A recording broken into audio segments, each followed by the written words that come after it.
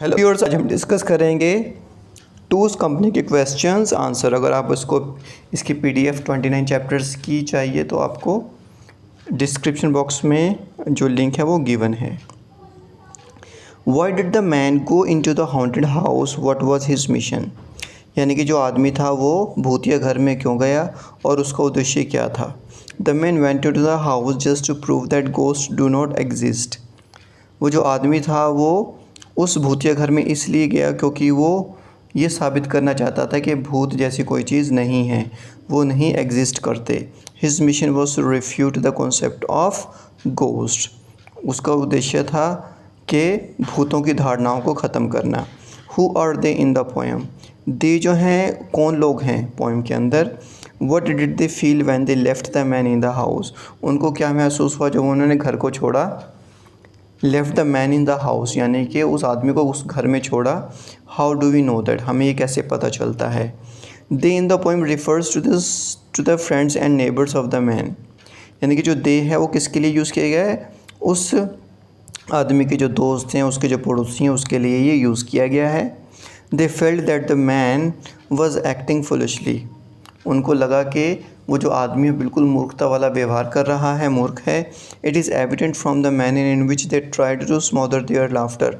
हमें ये उनके व्यवहार से साफ साफ पता चलता है जब उन्होंने अपनी हंसी को रोकने का प्रयास किया, कोशिश की। एंड नज्ड ईच अदर, और एक दूसरे को कोहनी से इशारा किया। इससे ये पता चलता है कि वो उसका मजाक उड़ा रहे थे। Why did a central character lock the door when he heard the clock strikes 12? अच्छा, जो सेंट्रल कैरेक्टर है उसने दरवाज़ा क्यों बंद कर दिया और जब उसको आवाज़ सुनाई दी कि 12 बज गए। The central character locked the door as a precaution. Central character ने जो दरवाज़ा बंद किया एज ए प्रिकॉशन, सावधानी के तौर पर बंद कर लिया। Though he heard the clock strike 12, हालांकि उसने घड़ी में 12 बजते हुए देखे। Yet there was no clock, लेकिन वहाँ पर कोई घड़ी नहीं थी।